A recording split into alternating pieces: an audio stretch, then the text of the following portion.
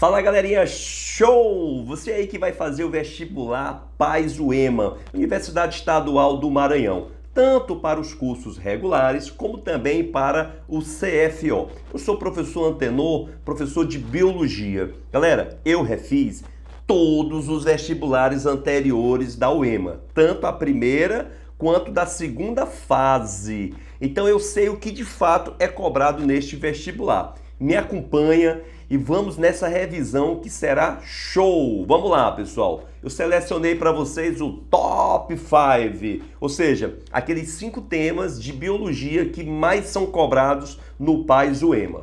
O primeiro tema, ele corresponde ao mesmo do Enem, que é o tema de ecologia. Aqui na UEMA você tem uma pegada principalmente nos desequilíbrios ambientais e em cadeia e teia alimentar. Se você quiser aprofundar mais o que de fato em ecologia é cobrado, aqui no meu canal eu tenho um vídeo falando dos 10 temas que mais são cobrados na UEMA e destrinchando cada um desses temas. Então o primeiro tema é ecologia, o segundo é zoologia, para vocês terem uma noção o quanto que é legal a gente refazer as provas anteriores. Por exemplo, no Enem, zoologia não é um tema muito cobrado.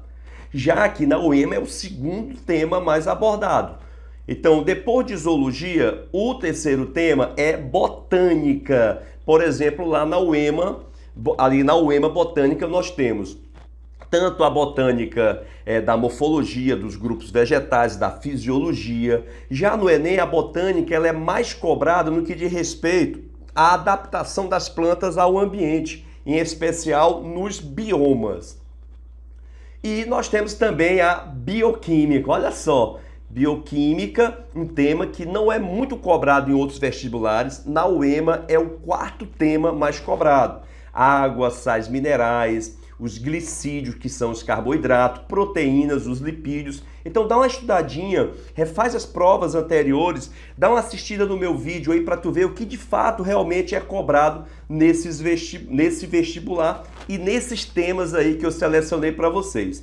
E o último tema é citologia, em especial, pessoal, citoplasma e divisão celular. A mitose, o ciclo celular, falando um pouco também sobre câncer e sobre o citoplasma. Eu selecionei aqui para vocês algumas questões envolvendo esses temas para que a gente possa aqui discutir e ao longo dessa nossa revisão eu vou te passando dicas desses temas do que você deve estudar mais em sua casa. Lembrando que a forma de você estudar é simplesmente, pessoal, indo direto para as questões. Se tiver alguma dúvida, vê a teoria que o teu professor passou em sala de aula ou então vai direto para o YouTube. É só colocar lá o assunto que você tem dificuldade que vai aparecer uma série de vídeos curtos te explicando cada um desses temas aí. Tudo bem? Então vamos lá. O primeiro tema aqui selecionado é ecologia, que é o tema que mais é cobrado na UEMA. Esse primeiro tema fala o seguinte: mortandade de peixes e coloração da água do rio Tietê preocupam no interior de São Paulo. Pessoal, quando fala de morte de peixes no rio e a coloração da água, que provavelmente está ficando mais escura, mais turva, então é porque ela está com excesso de nutrientes. Água com excesso de nutrientes, pessoal, nós chamamos de eutrofização, ok? Então vamos direto para a explicação de eutrofização para que a gente possa fazer essa questão. Olha só, acompanha aqui comigo. Eu significa bastante e trofo significa nutrientes. Então a eutrofização é a morte de seres que vivem na água devido ao excesso de nutrientes. Professor, mas se tem muito nutriente, não era para eles ficarem mais gordos, não? Te acalma aí que eu vou te explicar. Veja bem, esses nutrientes em excesso, eles chegam na água do rio ou do lago trazidos pelo esgoto. Por exemplo, em São Luís, grande parte das praias são inapropriadas para o banho, devido ao despejo de esgoto no mar. Ok? Então vamos lá. Esses nutrientes que chegam ali no rio, pessoal, eles vão ser decompostos. Então primeiro você tem, acompanha aí, anota no teu caderno, o aumento da matéria orgânica trazida aí pelo esgoto, pode ser também numa lagoa pequena pela enxurrada, né, durante uma chuva. Essa matéria orgânica que está na água, ela vai ser decomposta. Bem no início, pessoal, tem oxigênio. Então, a primeira decomposição é uma decomposição aeróbia. Qual é o problema dessas bactérias aeróbias? É que quanto mais matéria orgânica, mais bactéria vai ter. Essas bactérias, elas decompõem e consomem o oxigênio. Aumenta aqui, pessoal, a DBO. Anota aí o que é DBO. Demanda biológica de oxigênio, ou seja, consumo de oxigênio. Então chegou nutrientes na água, as bactérias começam a degradar o nutriente e a reduzir a taxa de oxigênio, já que o consumo de oxigênio é grande. Então vamos lá, reduz a taxa de oxigênio. Isso leva os peixes à morte por qual processo, pessoal? Por asfixia. Então aqueles peixes lá do rio Tietê que estão morrendo, é porque estão morrendo por asfixia. Morrer os peixes por asfixia, pessoal, entendam, essa decomposição dessa matéria orgânica do esgoto, além de reduzir o oxigênio, vai transformar essa matéria orgânica em nitratos e fosfato. Ó, N de nitrato e esse P de fosfato. Professor, e qual é o problema de muito nitrato e muito fosfato na água do rio? Aí é que vocês têm que se ligar. As algas e os aguapés adoram nitrato e fosfato. Então eles se multiplicam excessivamente. Os vestibulares colocam essa multiplicação excessiva como sendo chamado como floração de algas. Floração. Professor, mas alga não é planta, ela não produz flores. Sim, mas aqui floração é sinônimo de multiplicação excessiva. Então elas se multiplicam excessivamente e cobrem a superfície da água. Qual é o problema? A luz não entra. Se a luz não entra, as algas que estão no fundo vão morrer também. Pessoal, peixe morto, alga morta no fundo por falta de oxigênio. Tudo que está morto vai ser decomposto. Só que agora não tem mais oxigênio, pessoal. Então a decomposição agora, ela é anaeróbia. E qual é o problema, professor, da decomposição anaeróbia? É que ela libera substâncias tóxicas, gases tóxicos, que se dissolvem ali na água e acabam matando mais seres aquáticos. Lembrem-se, a liberação de substâncias tóxicas no meio é uma relação ecológica chamada de amensalismo. Então essa eutrofização, no final, que tem essa decomposição feita por bactérias anaeróbias, porque não tem mais oxigênio, é também um fenômeno chamado de eutrofização e também de quem? Amensalismo ou antibiose, que é a liberação de substâncias tóxicas. Ok, pessoal? Então vamos agora para a nossa questão. Espero que vocês tenham pego aí. Pode voltar ao vídeo, anota, tira um print, você tem que saber essa sequência, pessoal. Tema este cobrado na UEMA e em vários vestibulares. Então vamos lá. Então aqui nós temos a morte de peixe. Você já sabe que essa morte de peixes é devido à falta de oxigênio e depois por substâncias tóxicas. É um caso de eutrofização. Então vamos lá. A reportagem faz referência ao fenômeno da eutrofização. Nesse fenômeno, um dos eventos que precedem e um dos eventos que sucedem a mortandade dos peixes são respectivamente. Ou seja, qual é o evento que vem antes da morte dos peixes e qual é o evento que vem após a morte dos peixes? O que veio antes da morte dos peixes? A decomposição aeróbia, que consumiu o oxigênio. O que é que vem após a morte dos peixes, professor? Vem a decomposição anaeróbia. Então vamos lá, antes da morte dos peixes, despejo de esgoto nas águas, sim. E depois decomposição aeróbia. Não, a decomposição aeróbia é no início. O que ocorre no final é a decomposição anaeróbia. Letra B, proliferação de micro-organismos aeróbicos, certo? E decomposição anaeróbia. Então a resposta coerente é a letra B de eu vou ser aprovado no vestibular Paz UEMA. Por que não é a letra C? Redução da matéria orgânica. Não, no início eu tenho o aumento da matéria orgânica.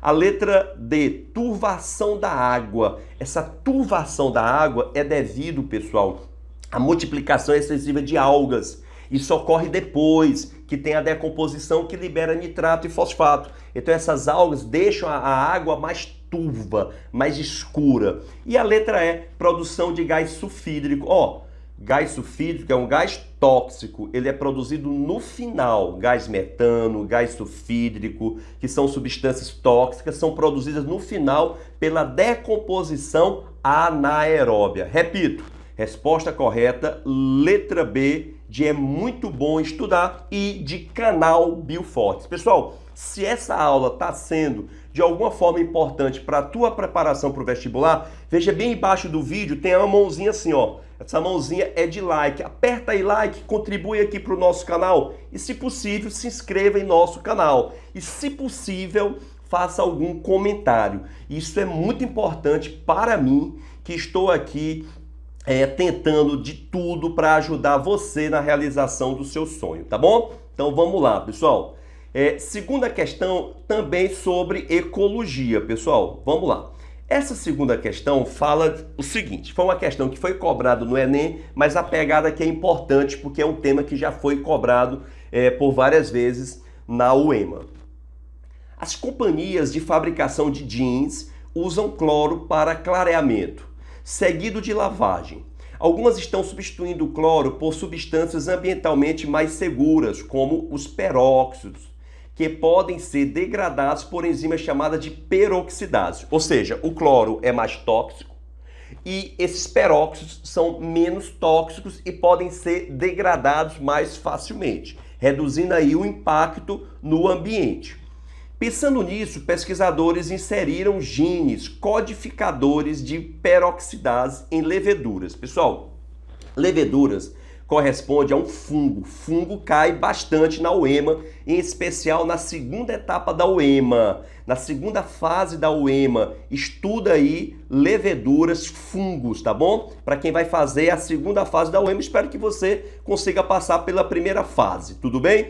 Vamos lá. Em leveduras, que são fungos unicelulares, cultivadas nas condições de clareamento e lavagem do jeans, e selecionaram as sobreviventes para a produção dessas enzimas. Ou seja, esses fungos, essas leveduras, foram modificadas geneticamente, receberam um gene que elas não tinham. Como é que eu chamo um ser vivo que recebe um gene de uma outra espécie? Eu chamo de transgênico. Então, essa levedura é um transgênico.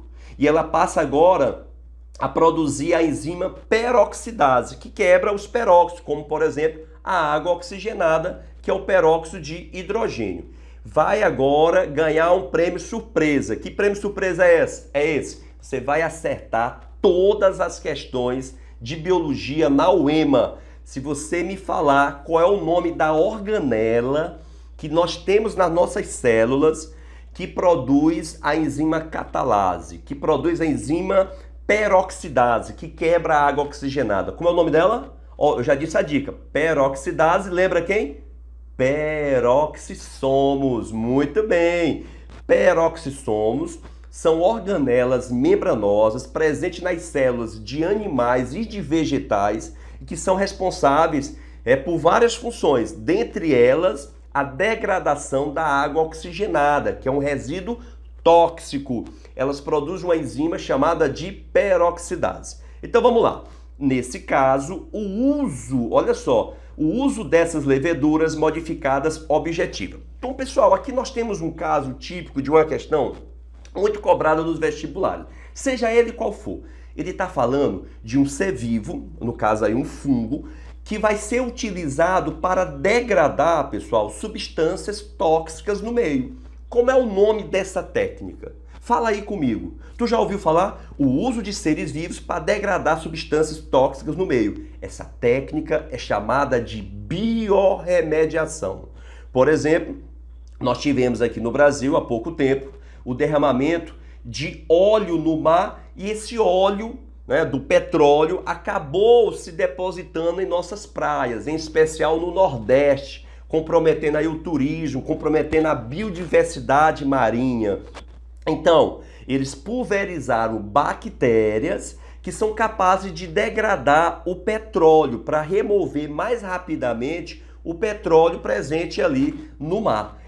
Então vejam que isso é uma técnica de biorremediação, o uso de seres vivos para degradar substâncias tóxicas do meio. E isso sim Essas manchas de petróleo que inclusive tiveram aí no Maranhão podem ser cobradas aqui na UEMA, no PAS UEMA, biorremediação. Então vamos aqui para a questão.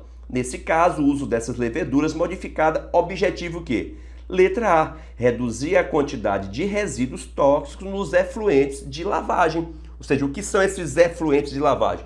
Os resíduos, a água resultante daquela indústria têxtil que é despejada no rio, que é despejada no mar. Então essa água ela vai com menos resíduos, ela vai ser uma água menos tóxica, porque essa levedura vai degradar essas substâncias tóxicas. Beleza? Ok, pessoal. Vamos aqui para a nossa terceira questão, que já é falando de zoologia, que é o segundo tema mais cobrado no vestibular, o EMA, PAS UEMA. E você deve estar se pensando assim, puxa, ô professor Antenor, eu não gosto de zoologia, poríferos, quinidários, plateumintos, nematelmintos, o que eu tenho que estudar? De todos os filos animais, dos 9 filos animais que a gente estuda no ensino médio, pessoal, o último filo, que é o filo Chordata, onde nós temos ali os peixes, anfíbios, répteis, aves e mamíferos, é o tema mais cobrado na UEMA. Então fique atento, cordados, os cordados. Então vamos aqui. A terceira questão fala do deserto. O deserto é um bioma que se localiza em regiões de pouca umidade. A fauna é predominantemente composta por animais roedores, aves, répteis e artrópodes. Uma adaptação associada a esse bioma presente nos seres vivos dos grupos citados é. Então o que eu vou fazer com vocês? Eu vou fazer com vocês aqui uma história da ocupação do ambiente terrestre. Gravei até recentemente para o meu canal um vídeo falando sobre isso, a ocupação do ambiente terrestre, que este tema é muito cobrado nos vestibulares. Então vamos lá. Para sair da água e ir para o ambiente terrestre, a principal preocupação é com a perda de água. Quem foram os primeiros vertebrados a saírem da água e irem para o ambiente terrestre? Foram esses caras aqui, ó, os anfíbios. Agora, os anfíbios foram para a terra, mas ficam com o pé na água. Ou seja, eles ficam sempre próximo ao ambiente aquático. Por quê, professor? Porque eles não conseguiram fazer uma ocupação definitiva. Por quais motivos? O primeiro motivo aqui, pessoal, é a pele deles, que é muito fina e úmida, porque apesar deles terem, esses animais terem pulmões, são pulmões atrofiados. A principal forma deles respirarem, pessoal, é pela pele. Então a pele sempre úmida para fazer as trocas gasosas. Inclusive com o aquecimento global, né, que já foi questão de vestibular, eles estão ali na lista, no topo da lista para serem extintos, porque o aquecimento global resseca a pele deles, dificultando a respiração. Respiração cutânea. Eles têm pulmões, mas são pulmões atrofiados. Respiram principalmente pela pele. Outro motivo deles não terem ocupado de forma definitiva o ambiente terrestre é a fecundação externa. Porque a fecundação externa ela ocorre na água, então eles têm que voltar para a água para se reproduzirem. Outra é o desenvolvimento indireto, que é uma fase laval, que é o girino, que nós chamamos de cabeça de prego. Então esse girino precisa da água para se desenvolver, porque ele respira por brânquias. Foi questão de vestibular, ele respira por brânquias, ele elimina a amônia, que é muito tóxica, e assim ele necessita da água. E por último, o ovo deles não tem casca para proteger os choques mecânicos e nem tem anexos embrionários. Eu vou já explicar para vocês os 4 anexos embrionários. Então entendam, anfíbios foram os primeiros a irem para a Terra, mas não foi uma ocupação definitiva. E quem foi? Tira o print aí dessas informações muito importantes. E quem foram os primeiros a ter essa ocupação definitiva? Foram esses caras aqui, ó, os répteis, os lagartos, os ofídeos, as serpentes, os crocodilos, os jacarés. Eles foram os primeiros a conquistarem de forma definitiva o ambiente terrestre. Por quê? Primeiro, a pele deles é como a das aves e a dos mamíferos, como a nossa. É densamente queratinizada.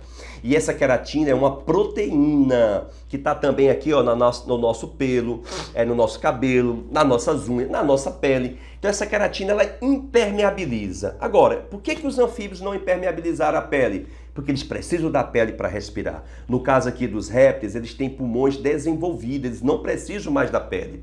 Eles foram os primeiros aí a desenvolver um pênis, propriamente dito, fecundação interna, não necessitam mais da água. Desenvolvimento direto, não tem fase larval mais, mas a principal adaptação dos répteis foi essa daqui, ó, ovo com casca calcária e com anexos embrionários. Quais são os anexos embrionários? São 4, anota aí, vamos lá. Tem uma aula aqui no meu canal falando dos anexos embrionários. Procura aí para você aprofundar esse conteúdo, falando também da placenta, muito legal a aula.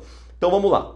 Quais são os 4 anexos embrionários? Âmnio, alantoide, saco vitelínico e também o córion. O córion é o mais externo, ele auxilia na proteção e também auxilia nas trocas gasosas. O alantoide armazena as excretas nitrogenadas e faz as trocas gasosas. O âmnio, o saco vitelínico, ele armazena o vitelo, fazendo a nutrição do embrião. Mas o mais importante aqui, para a conquista do ambiente terrestre, que eu vou falar mais devagar para você, foi o âmnio, que nós também chamamos de bolsa amniótica. Esse âmnio ou bolsa amniótica, anota esse aí, por favor, anota, é o teu futuro. Esse âmnio ou bolsa amniótica, pessoal, ele envolve o embrião produzindo o líquido amniótico. E esse líquido amniótico protege o embrião de choques mecânicos, de impactos, mas principalmente da dessecação, da desidratação, porque o embrião fica dentro d'água. E lembre-se, a principal preocupação para viver no ambiente terrestre é justamente a perda de água. Então o âmnio, ovo com casca anexa embrionária, em especial o âmnio, presente aí nos répteis. Ok, pessoal? Beleza. Agora deixa eu mostrar para vocês aqui a questão das excretas nitrogenadas. Quando a gente come material genético, lá no núcleo das células, quando a gente come proteínas, esses componentes, material genético, DNA e RNA e proteínas, tem nitrogênio. Esse nitrogênio, pessoal, em nosso corpo, ele é convertido em amônia, em ureia e em ácido úrico, que são as excretas nitrogenadas. A amônia, os animais que eliminam amônia são chamados de amoniotélicos, a ureia são os ureotélicos e o ácido úrico são os uricotélicos. Anota aí, vamos lá. Qual dessas 3 excretas é a mais tóxica? Responde. É a amônia. Parabéns, é a amônia. Se ela é muito tóxica, o corpo precisa, pessoal, eliminar muita água para dissolver essa amônia e reduzir a sua toxicidade. Ou seja, quem elimina amônia requer muita água. Por isso que os seres que eliminam amônia como principal excreta não podem viver em ambiente terrestre. Então, olha só, à medida que eu saio de ácido úrico para a ureia, passando aqui para a amônia, veja que aumenta a toxicidade, aumenta também a solubilidade, ou seja, o consumo de água. Por isso que o indivíduo que elimina amônia não pode viver no ambiente terrestre, porque ele vai precisar de muita água. Então, quem elimina principalmente a amônia tem que viver em ambiente aquático. E quem vive em ambiente terrestre ou elimina a ureia ou preferencialmente, se o ambiente for terrestre, seco, um ambiente desértico, tem que eliminar ácido úrico, porque o ácido úrico não requer água. O ácido úrico, ele é eliminado junto com as fezes, com uma massazinha esbranquiçada. Olha para o cocô da galinha. O cocô da galinha, o cocô do pombo, tem uma massazinha branca. Aquela massazinha branca ali não é o cocô. Aquela massazinha branca corresponde ao ácido úrico. Ele é pastoso, ele não requer água para ser eliminado, porque ele é praticamente atóxico. Agora, a uema cobra bastante. Quem são os animais que eliminam cada uma dessas excretas? Vamos lá, quem é que elimina a amônia? Os peixes ósseos, anota aí, e a larva de anfíbios, o girino. Quem é que elimina a ureia? Os peixes cartilaginosos.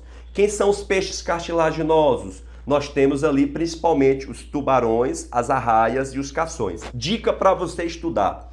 Estude as diferenças entre condríctes, que são os peixes cartilaginosos, e osteíctes, que são os peixes ósseos. Cai demais no vestibular que tu vai fazer, tá bom? Os anfíbios adultos, como sapo, rãs, eliminam a ureia, e os mamíferos, como é o nosso caso, nós também eliminamos a ureia. E o ácido úrico é eliminado principalmente pelos répteis, as aves e também os insetos. Os insetos eliminam ácido úrico. Deixa eu contar uma história para vocês aqui. Bate o print aí, rapidão, vai lá. Bateu o print? Então vamos para frente, vamos para frente. Aqui, ó, na questão, o cara tá falando que a questão tá falando que é a ocupação do ambiente terrestre. Se é a ocupação do ambiente terrestre, mas de uma região, ó, com pouca umidade, uma região de deserto, então ele tem que economizar, evitar a perda de água. Então vamos lá, uma adaptação associada a esse bioma presente nos seres vivos dos grupos citados. Quem são os seres vivos? Roedores, que são mamíferos, aves, répteis e artrópodes, em especial os insetos. Letra A, existência de numerosas glândulas sudoríparas na epiderme. Glândulas sudoríparas eu só encontro onde? Nos mamíferos.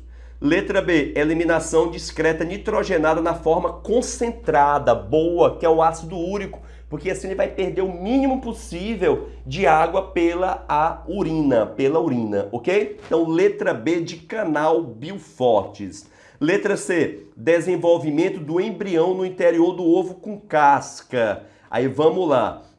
Quem tem ovo com casca aqui? Roedores, que são mamíferos, não tem ovo com casca. Nós somos vivíparos. O nosso embrião, por isso que eu estou te falando, assiste a aula lá sobre anexos embrionários no canal Biofortes. Então vamos lá. O nosso embrião, ele fica dentro da mãe, nutrido pela placenta, e não em um ovo com casca. Os artrópodes também não têm esse ovo com casca. Ovo com casca você encontra onde? Aves e em répteis. E em um grupo de mamíferos, que são os prototérios, que é o caso do ornitorrinco e da equidna. Letra C, desenvolvimento do embrião no interior. Letra D, capacidade de controlar a temperatura corporal. Anota aí, vamos lá, anota. Quem são os únicos seres que têm capacidade de controlar a temperatura corporal? Que mantém a temperatura corporal constante independente do meio? São os animais endotérmicos. São os animais homeotérmicos. Quem são eles? Somente aves e mamíferos. Então, nesse caso aqui, seria manter a temperatura corporal constante somente roedores e aves. Não seriam todos eles. E a letra E, respiração realizada por pulmões foliáceos. Pulmões foliáceos você encontra em alguns artrópodes, em especial nos aracnídeos. Então, a resposta correta, para evitar perder água excessivamente no ambiente terrestre, desértico, é eliminação discreta nitrogenada concentrada. Concentrada com quem? Ácido úrico. Então, letra B. E aí, galera, estão gostando da revisão? Você está gostando? Mais uma vez eu peço, dê o seu like. É facinho, é só você clicar aí embaixo, dê o seu like para ajudar o nosso canal. Divulgue esse vídeo com a galera, principalmente aqueles seus amigos que também vão fazer o vestibular, o EMA. Também, se for possível, se inscreva no nosso canal e pode mandar as dúvidas. Vocês podem mandar as dúvidas aí nos comentários. Lá nos comentários, professor, não entendi isso aqui, professor, explique novamente. Aí eu, com muito prazer, vou responder a todas as perguntas, tá bom? Então vamos lá. Agora, pessoal, vamos fazer aqui uma questão sobre botânica. Essa aqui é a nossa última questão. Não vai, né, para o vídeo não ficar muito longo e para dar vontade de assistir outra revisão, essa aqui é a nossa última questão. Então vamos lá. O esquema abaixo representa a árvore filogenética dos principais grupos vegetais. Botânica não tem uma prova da UEMA que não caia botânica, tanto na primeira quanto na segunda fase. Primeira e segunda fase do PAS UEMA. Então vamos lá. Quem são as plantas? Briófitas, pteridófitas, gimnosperma e angiosperma. O que mais cai em botânica, professor, para eu estudar? Não é histologia, tá bom? Não é histologia vegetal. O que mais cai são os grupos vegetais, as diferenças entre esses grupos aí, e também a morfologia e fisiologia vegetal, em especial os hormônios e os movimentos vegetais. Os hormônios, auxina, giberilina, o gás etileno, os movimentos, os tropismos, geotropismo, fototropismo, cai bastante no vestibular PAS UEMA. Então vamos lá.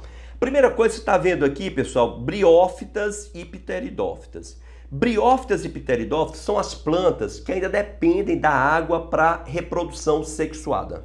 Anota aí, o gameta de briófita, representado aí principalmente pelos musgos, e das pteridófitas, representado principalmente pelas samambaias, são gametas flagelados, os anterozoides, que ainda precisam da água para reprodução sexuada. Então, briófita e pteridófita devem viver em ambientes mais úmidos para poder utilizarem da água para a reprodução sexuada. Esses dois grupos, pessoal, eles são chamados de criptógamas. Criptógamas são aqueles que têm os órgãos reprodutores escondidos, não são muito visíveis, ok? Cripto vem de cripta, escondido. Já gimnospermas e angiospermas são as plantas mais numerosas, em especial as angiospermas, que são as plantas que têm flores e que ocupam praticamente todos os ambientes, todos os hábitats.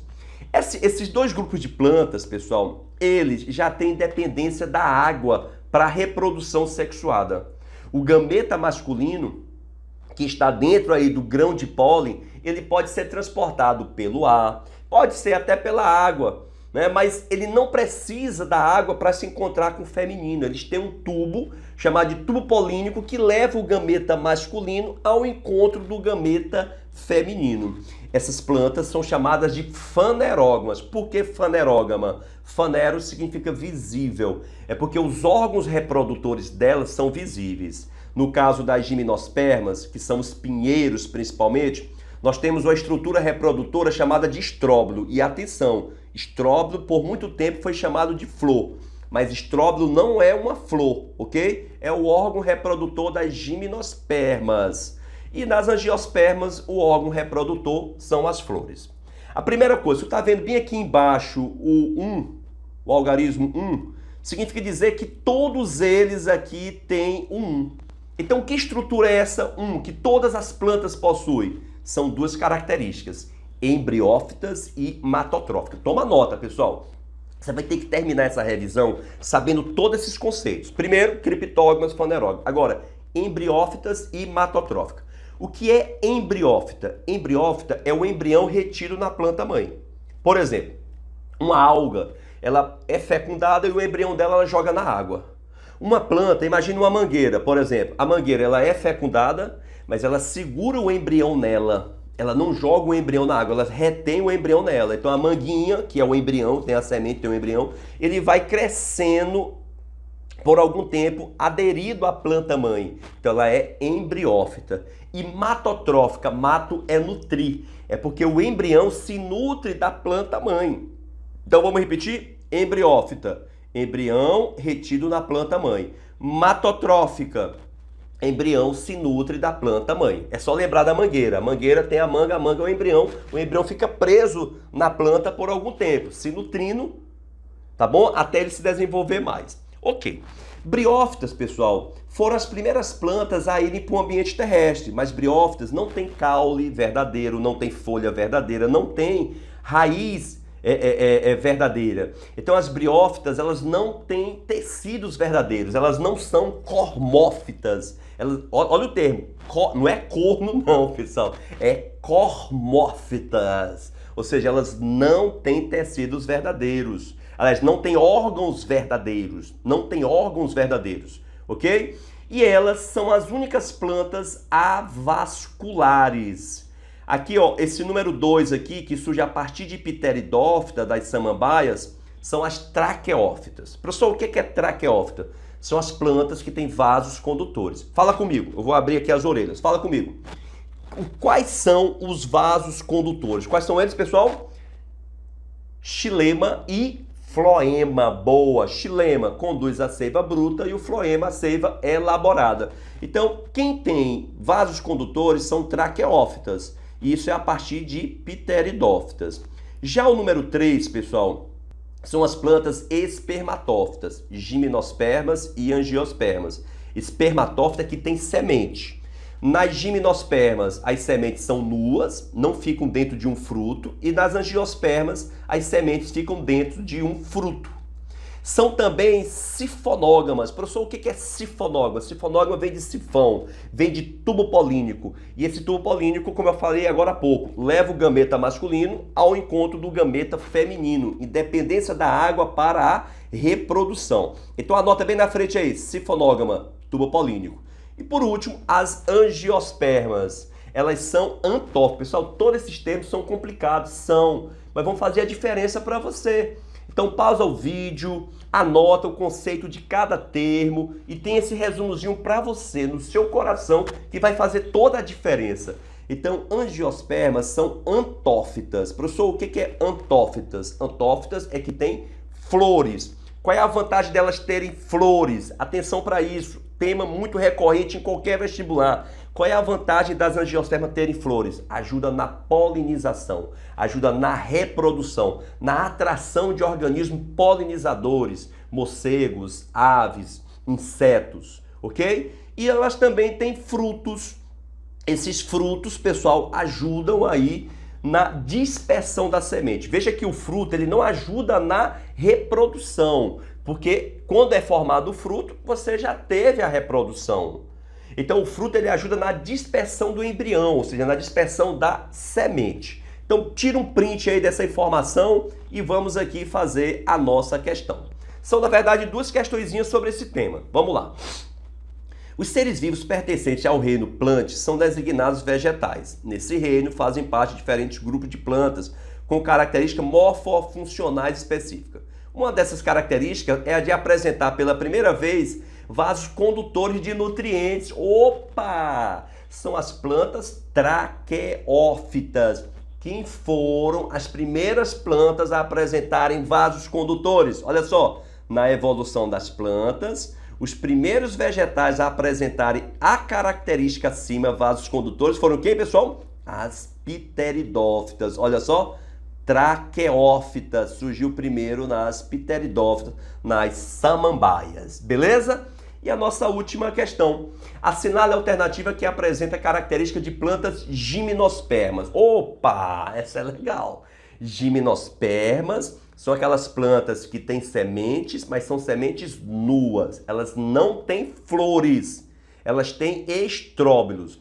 Então vamos lá. São espermatófitas? Sim, porque tem sementes. E possuem sementes protegidas por fruto? Não, isso aí são as angiospermas. Apresenta o rizóide cauloide. Rizóide cauloide, pessoal, é quando você não tem uma raiz verdadeira, que é o rizóide, e nem um caule verdadeiro. Isso aí a gente encontra lá nas briófitas. E semente elas têm, mas não tem rizóide cauloide. Não apresenta vasos condutores, são as briófitas. Possui flores? Não tem flores. São vasculares traqueófitas. E suas sementes são nuas, não produzem frutos. Letra E de é muito bom estudar. Espero que vocês tenham, pessoal, gostado aqui da nossa revisão. E mais uma vez, não custa nada pedir. Se você gostou, se você ficou até o final do vídeo aqui da nossa revisão, é porque você gostou. E se você gostou, né, dê aí o seu like. Vai me ajudar bastante, divulgue o nosso vídeo e faça sugestões de novos vídeos aí no nos comentários aí para os próximos vídeos, caso que não sai aqui do nosso canal. Beijão a todos, bons estudos e se liga aí, ó, que a aula é show!